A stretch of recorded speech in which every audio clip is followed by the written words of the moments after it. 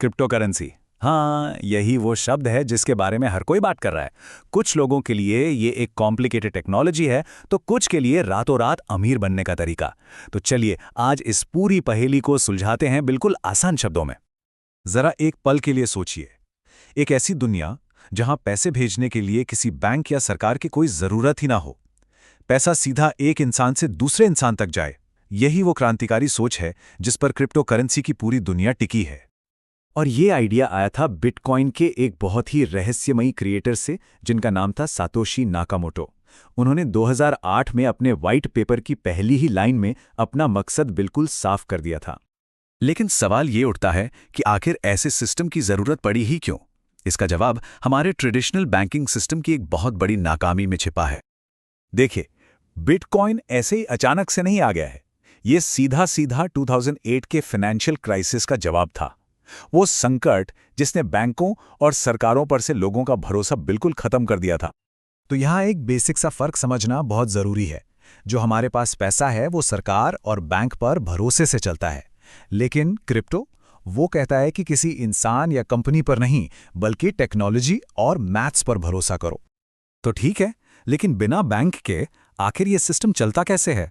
इसका जवाब है एक टेक्नोलॉजी में जिसका नाम है ब्लॉकचेन। चलिए देखते हैं कि यह है क्या।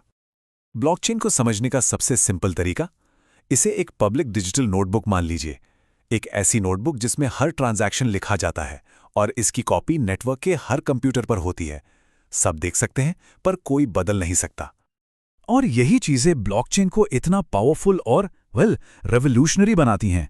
सोच के देखिए, कोई एक आदमी या कंपनी इसे कंट्रोल नहीं कर सकती, और एक बार जो लिख दिया उसे बदलना नेक्स्ट टू इम्पॉसिबल है। इस पूरे प्रोसेस को कहते हैं माइनिंग। जो लोग ये पजल सॉल्व करते हैं उन्हें कहते हैं माइनर्स। वो अपने पावरफुल कंप्यूटर्स से नेटवर्क को सिक्योर रखते हैं और इस काम के बदले उन्हें रिवॉर्ड में नए कॉइन्स मिलते हैं। अब वक्त के साथ इन क्रिप्टो करेंसीज को सिक्योर करने के तरीके भी बदले हैं। बिटकॉइन का जो तरीका है प्रूफ ऑफ वर्क, उसमें बहुत ज्यादा एनर्जी लगती है। इसके आगे इथीरियम जैसे नए सिस्टम अब प्रूफ ऑफ स्टेक यूज करते हैं, जो काफी एनर्जी एफिशिएंट है। अब आते हैं क्रिप्टो की कहानी के एक इंटरेस्टिंग मोड पर। एक ऐसी चीज जो पेमेंट के लिए बनी थी, वो अचानक डिजिटल गोल्ड कैसे बन गई? आखिर हुआ क्या? हुआ ये कि एक बिटकॉइन ट्रांजैक्शन में तकरीबन 10 मिनट लग जाते हैं। अब आप ही सोचिए, चाय कॉफी खरीदने के लिए 10 मिनट कौन वेट करेगा? तो लोगों ने इसे रोजमर्रा की चीजों के लिए यूज करना छोड़ दिया और इसे सोने की तरह एक इन्वेस्टमेंट की नजर से देखना शुरू कर दिया। और इन्वेस्टमेंट भी कैसा? बहुत ही ज्यादा वॉलेटाइल। बिटकॉइन की पूरी हिस्ट्री ऐसे ही बुल और बेयर साइकिल से भरी पड़ी है। मतलब कीमत रॉकेट की तरह ऊपर जाती है और फिर उतनी ही तेजी से नीचे भी आती है। और हां, एक बात साफ कर दें, क्रिप्टो की दुनिया सिर्फ बिटकॉइन तक सीमित नहीं है। अब तो इसका पूरा यूनिवर्स बन चुका है। एक तरफ इथीरियम जैसे यूजफुल कॉइन्स हैं, तो दूसरी तरफ डॉज कॉइन जैसे कॉइन्स हैं जो मजाक मजाक में शुरू हुए थे। तो अब आते हैं सबसे जरूरी हिस्से पर, इसके वादे, इसके खतरे और इसका भविष्य। दोनों चीजों को समझना बहुत जरूरी है। देखिए, इस चमक दमक के पीछे एक काला सच भी है। खतरों की शुरुआत हुई 2014 में। एमटी गॉक्स नाम का एक एक्सचेंज हैक हुआ और जानते हैं कितना नुकसान हुआ? $473 मिलियन का। और ये तो बस ट्रेलर था। असली फिल्म तो 2022 में आई, जब टेरा/लूना नाम का प्रोजेक्ट क्रैश हुआ। इसमें $40 बिलियन, हाँ, बी फॉर बिलियन, रातों रात जीरो हो गए। अपने देश में भी ऐसा हुआ है। एक गेन बिटकॉइन स्कैम हुआ था जिसमें लोगों के 2000 करोड़ से भी ज्यादा रुपए डूब गए।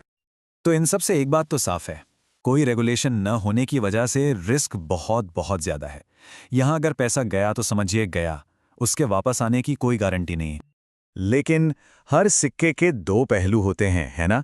जो लोग क्रिप्टो को सपोर्ट करते हैं वो कहते हैं कि ये सब तो शुरुआती दिक्कतें हैं।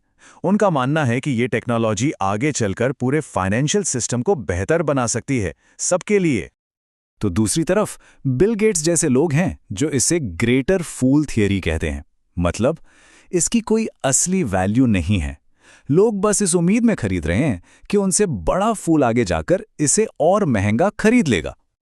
तो आखिर में सवाल वहीं का वहीं है, क्रिप्टो का फ्यूचर क्या है? क्या आने वाले टाइम में हम इससे चाय समोसा खरीदेंगे या ये सिर्फ एक हाई रिस्क इन्वेस्टमेंट बन के रह जाएगा? इसका जवाब शायद वक्त के पास ही है।